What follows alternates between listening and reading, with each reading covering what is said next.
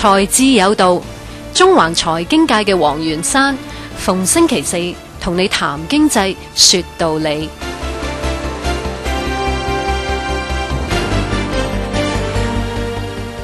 好，又翻嚟我哋財智有道嘅時候啦。咁呢排都幾開心，因為呢，如果大家有數呢，就個禮拜翻4日工嘅啫。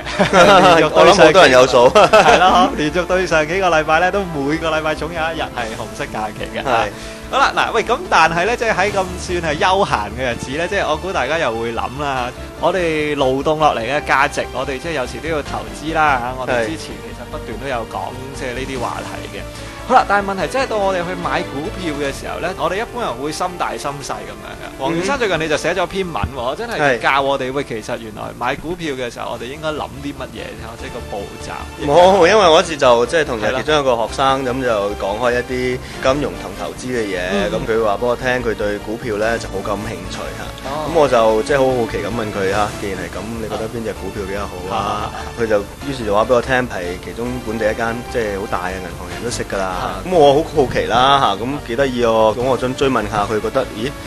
個原因係乜嘢啦嚇？點解去揀嗰隻股票？咁佢話呢隻銀行咧個風險管理又比較好咁樣之類嘅嘢啦嚇。咁我又好專業咁喎。係啦，咁我又即係想交流啊嘛，咁我問下咦，咁你點解你覺得呢間銀行個風險管理比較好咧？咁樣咁再追問之下咧，先發覺佢原來都係普通嘅傳媒一啲嘅訪問啊，咁即係啲睇報紙即係訪問過啲行嘅高層咁之類嘅嘢啦，咁佢咁佢哋覺得幾好喎，講得咁樣。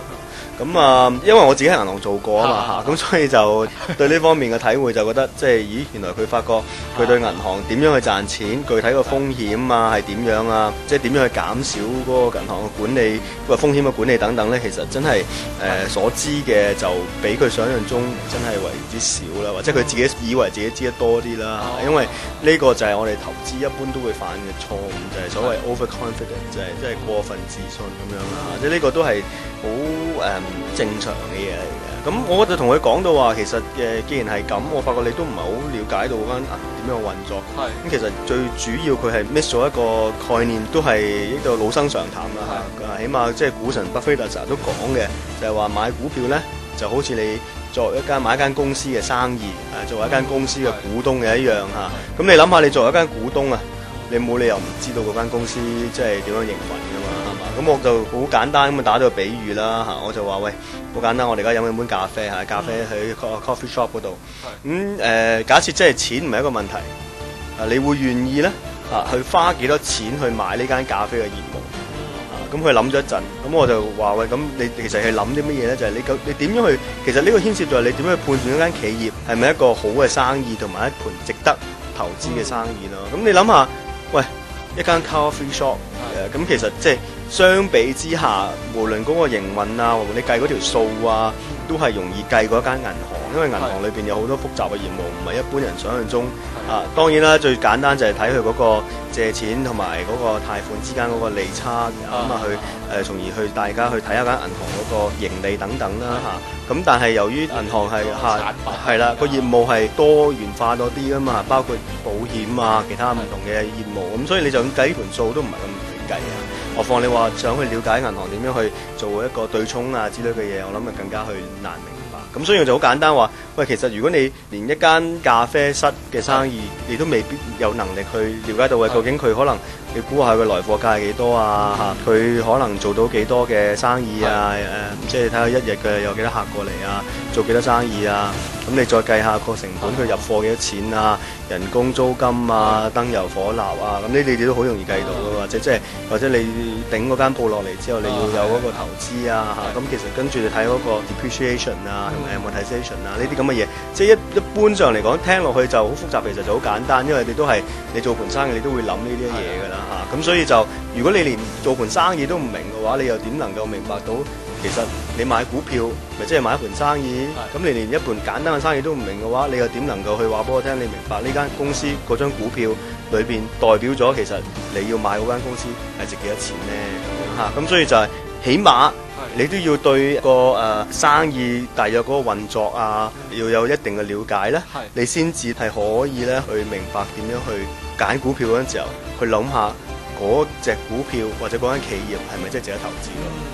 所以如果你咁買股票真係可能比我哋想象中複雜嗱。當然我估有啲就直情最差嘅心態就即係嗰啲聽消息啦即係成日電台我哋聽到好多人嘅係嗰啲師奶啊叔啊喂，即係某某主持人你俾個即係 number 或者即係調翻住佢噏個 number 出嚟就問啦，即係個主持人喂，即係呢隻嘢個價位係咁喎如果跌多兩個價位係咪要放定係要點樣升啊？即係嗱，我估呢種心態就最差啦。係啊。咁但係嗱，譬如我哋你呢啲自以為又係，我唔係呢啲炒股心態嘅嚇。咁但係喂講真，我真係除咗睇報紙之外，我又好難真係話哇去讀佢嗰啲業績啊嗰啲咁嘅喎。咁黃先生有咩意見俾我哋呢啲咁嘅即係一般嘅可能小股民啊？我哋又唔係真係想炒，但係調翻轉你話哇，我要好專業咁去分析某某銀行嗰啲風險，我又講因為能力未到喎咁。係啊，其實就係好嘅。第一，即係你起碼即係，但我哋最主要係要有自知先啦。其實我講咁多嘢，起碼就等大家都知道其實都要有知道我哋唔知啲咩先啦好過我哋唔知我哋唔知啲咩啦咁所以知道自己唔知啲咩係第一步嚟咁我哋當然你話要做啲咩，咁呢個我哋可能有機會再傾啦咁但係如果既然我哋唔能夠去選擇咗一個好嘅股票，亦都因為一般嘅專業人士醫生律師大家都好忙係嘛，或者我哋每一個人都好忙，咁冇時間去即係學你話齋去睇嗰啲所謂嘅年報嗰陣時候，其實你最簡單嘅就係所謂買個市啦買啲所謂 index funds 即係好似盈富基金你就去，起碼你唔會跑輸大市先啦即係因為你唔好講跑贏大市，因為你跑贏大市，你起碼係你要揀咗一間公司一盤生意係長遠嚟講咧係比大市賺得錢嘅能力咧係更加強嘅。咁如果你即係如果我哋頭先知道啦，未必知道呢個自己，大家未必有咁嘅能力，冇乜時間去做嘅時候咧，咁你起碼咧買大市，買所謂 index funds 買盈富基金呢啲之類嘅嘢咧，你起碼唔會跑輸大市先啦咁因為頭先講過啦如果我哋唔知道咩係一盤好生意嘅咧，就肯定唔能夠成為成功嘅投資者啦即係如果我哋從來未做過生意啦咁即係旁觀嘅專業人士唔算好多人咧就以為我係會計師咁樣咁即係睇好咁多盤生意，我唔識做咩咁樣其實答案就係你會唔識做嘅因為即係你睇人做唔等於你自己識做好似你而家走去睇嗰個廚師煮飯，你識唔識煮飯唔識噶嘛，你都要自己親自煮兩嘢，跟住好差啦，煮得好難食啦咁之前嗰啲經驗就可能幫到你啦咁你會發覺諗下，即係你起碼唔係話你睇完之後即刻識，而你睇完之後咧可能你自己都要試過咧你就摸索到，咁可能你就識得比人，即係你學得比人快，呢個唔出奇，但係你都係要再去學咯咁所以好多人以為自己睇完咧咁咧就以為識，咁其實就唔識嘅咁就呢個就係其中呢個就頭先我哋講啦佢唔知自己唔知啲咩啦咁就係佢原來都未必知道咧未做過生意人一般咧係真係唔係好知道咧咩係一盤係好生意咯咁所以其實就算你股神巴菲特喺年輕嘅時候咧，佢咧都從事過唔少嘅生意嘅直到而家咧佢都可以話係一個生意人嚟嘅佢公開買埋頭先嗰啲咁嘅炒賣嗰啲股票咧，只係佔佢成個資產咧1/4嘅左右啦咁最主要業務係保險啦，同埋其他嘅基建等等嘅業務啦咁所以咧就呢個係其實所謂做投資同做生意嗰個嘅好大嘅聯繫咯咁其實香港嘅首富咧都可以名副其實咧係一個我哋叫做 asset trader， 即係佢唔係去買賣股票，而係佢買賣生意咯咁其實由於股票咧係即係因為你上咗市之後咧，一般都比較貴嘅即係你譬如你今年賺10蚊，啲人就會所謂 PE ratio 咧就話，譬如今年間公司賺10蚊，咁市場上邊咧就啲人咧就會願意咧去用150蚊咧去買呢間公司嘅呢個就係所謂 PE 嘅15倍 PE 咁樣算啦。而家香港股市咪15倍 PE 之類啦咁即係你譬如今年賺10蚊，我譬如有檔嘢茶餐廳，前年賺8蚊，上年賺9蚊，今年賺10蚊。咁我而家咧就同你講啦，不如你幫我頂咗去我成間公司成間茶餐廳賣俾你150蚊啦咁樣，咁你制唔制咁你要諗啦，好多人就話哇要傻有冇搞錯啊？咩搞錯係咯，冇可能嘅喎。咁但係咧，大家就喺股市上邊咧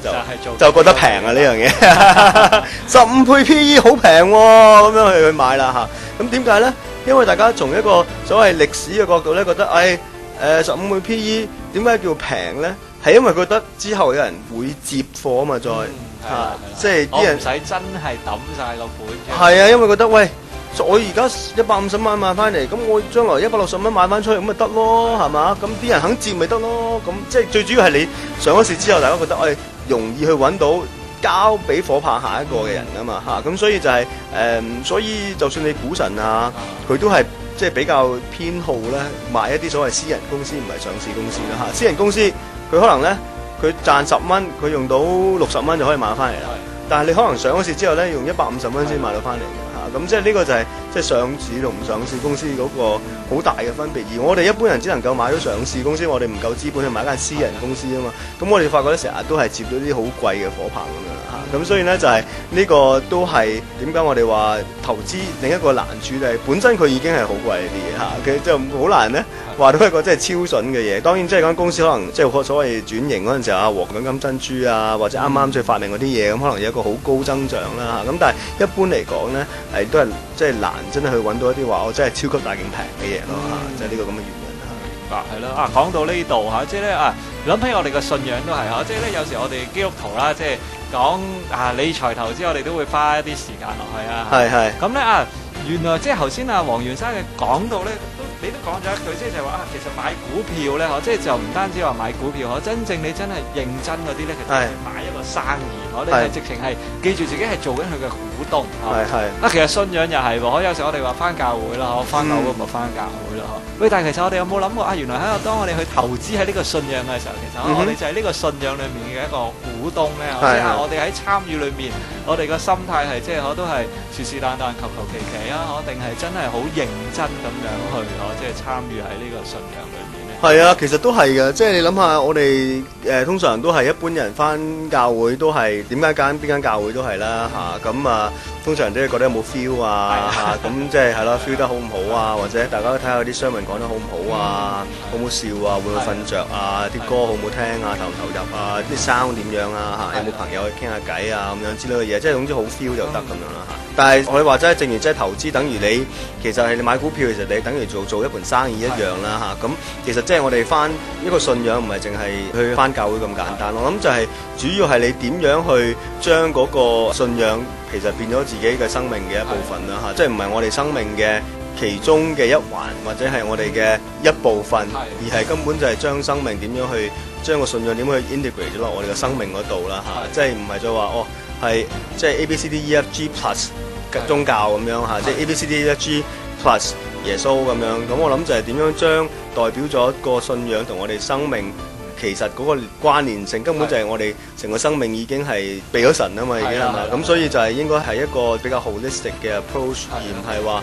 呢個就係分開嘅。即係正如炒股票同做生意其實唔係分開咯嚇。咁好多人就係將嗰兩樣嘢咧，就無端端咁樣就分開咗去嚇，搞到咧就唔拖唔水，就成日都喺度諗，喂，究竟睇唔睇年報咧？咩叫先至做功課咧嚇？睇咗報紙算唔算做功課咧嚇？咁即係就等於啲人會問，喂，我翻咗教會算唔算再係一個好嘅基督徒咧？翻幾多先係一個好嘅基督徒咧？其實你都係問緊同一個問題，就係其實你買股票根本就唔係等於你你如果諗下你根本就係等於你要做生意嘅話，其實你成個心態都唔同咗啦嚇。咁如果你根本其實你翻教會其實唔係為咗你翻教會，而係諗下究竟耶穌係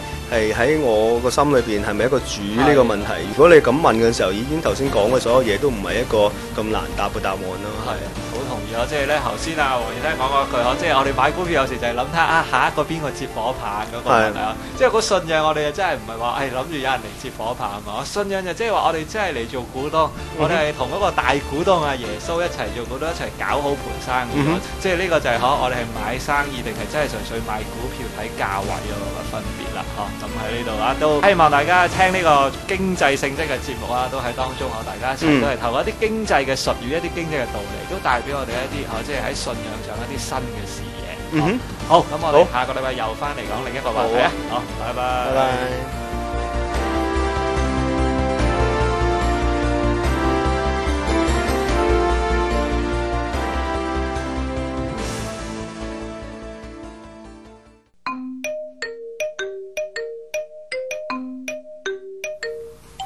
多謝你收聽網播時代 Times on Air。